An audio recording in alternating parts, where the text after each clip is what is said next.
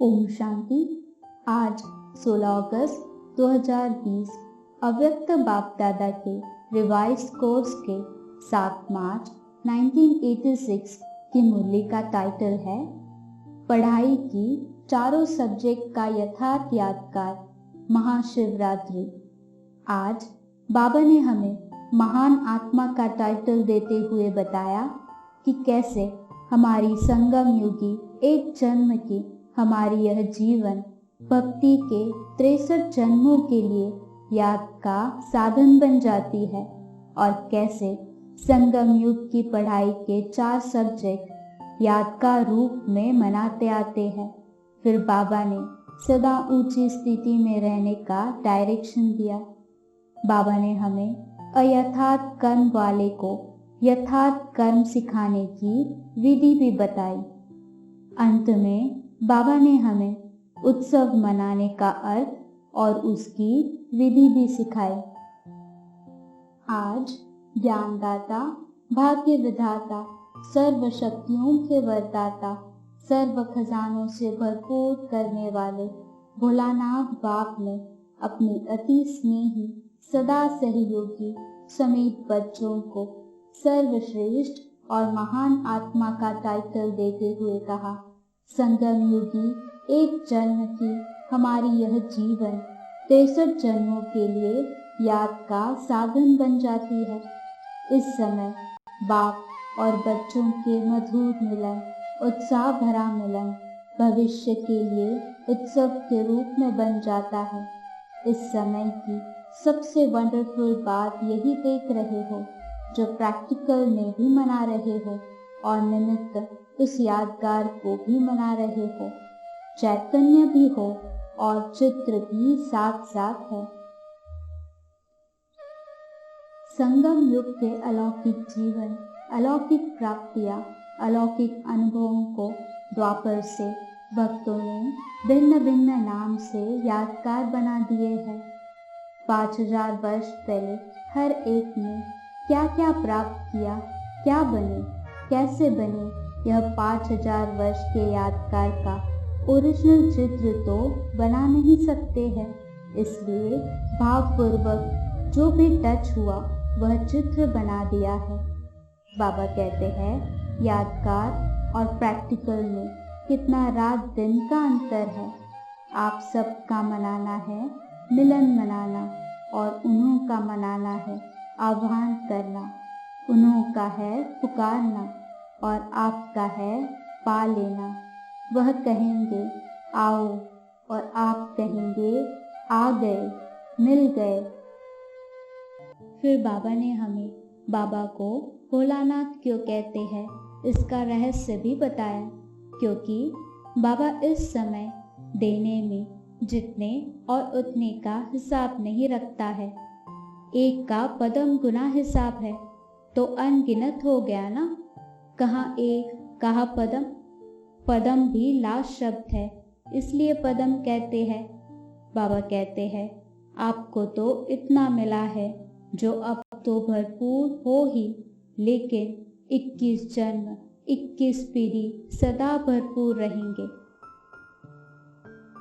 फिर बाबा ने समझाया संगम युग की पढ़ाई के विशेष 4 सब्जेक्ट यादगार दिवस पर कैसे मनाते हैं।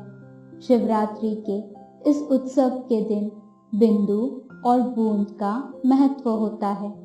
बिंदु इस समय के याद अर्थात योग की सब्जेक्ट है और बूंद ज्ञान की भिन्न भिन्न बूंदें ज्ञान के सब्जेक्ट की निशानी है। बूंद रूप में दिखाई है। धारणा की निशानी इस दिन विशेष व्रत रखते हैं और हम धारणा में दृढ़ संकल्प धारण करते हैं।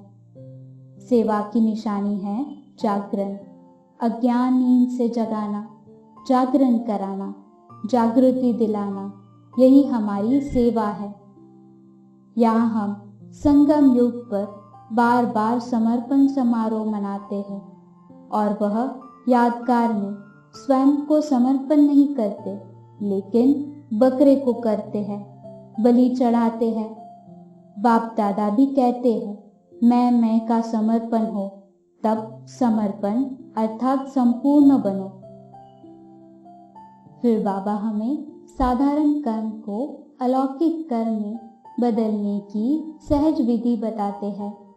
बाबा कहते हैं, साधारण कर्म करते भी स्थिति सदा ऊपर अर्थात ऊंची हो। जैसे बाप भी साधारण तन लेता है ना, कर्म तो साधारण ही करेंगे ना। जैसे आप लोग बोलेंगे वैसे ही बोलेंगे, वैसे ही चलेंगे, तो कर्म साधारण है, तन ही साधारण है। लेकिन साधारण कर्म करते भी स्थिति ऊंची रहती है। ऐसे आपकी भी स्थिति सदा ऊंची हो। तो रोज अमृत वेले ऐसे ही सोचो कि निंद्रा से नहीं, शांति धाम से कर्म करने के लिए अवतरित हुए हैं, और रात को कर्म करके शांति धाम में चले जाओ। अवतार अवतरित होते ही है श्रेष्ठ कर्म करने के लिए। ऊपर की स्थिति से नीचे आते हैं, यह है अवतरण। तो ऐसी स्थिति में रहकर कर्म करने से साधारण कर्म भी अलौकिक कर्म में बदल जाते हैं। महाशिवरात्रि के पर्व पर बच्चे बाप को मुबारक देते हैं और बाप बच्चों को मुबारक देते हैं और कहते हैं, मुबारक से ही पल रहे हो, सबको बधाइयाँ देते रहो और लेते रहो, यह बधाई वरदान है। फिर बाबा हमें अयथार्थ कर्म करने वाले को यथार्थ कर्म सिखाने की सहज विधि बताते हैं। अगर कोई अयथार्थ कर्म करे तो कभी भी उसको सीधा नहीं कहो कि तुम तो रॉन्ग हो।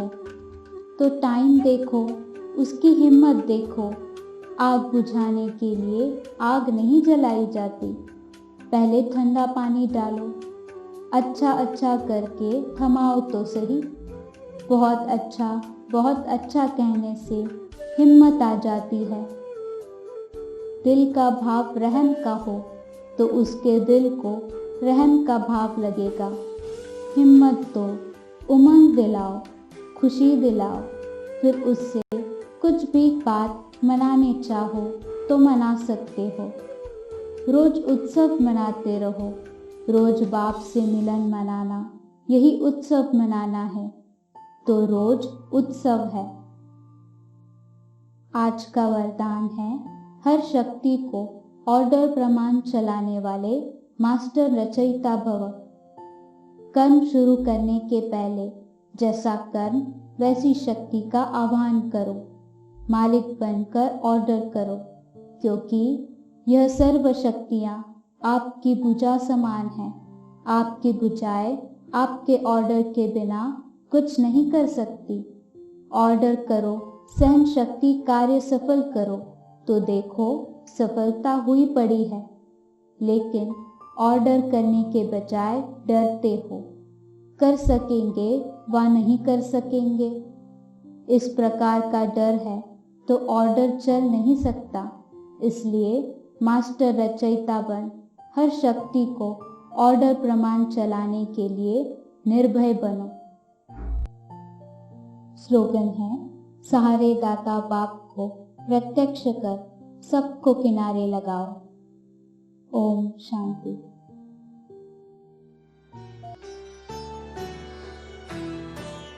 मुरली अमृत की धारा है धारा, जो देती दुखों से किनारा। मुरली अमृत की धारा है धारा, जो देती दुखों से किनारा।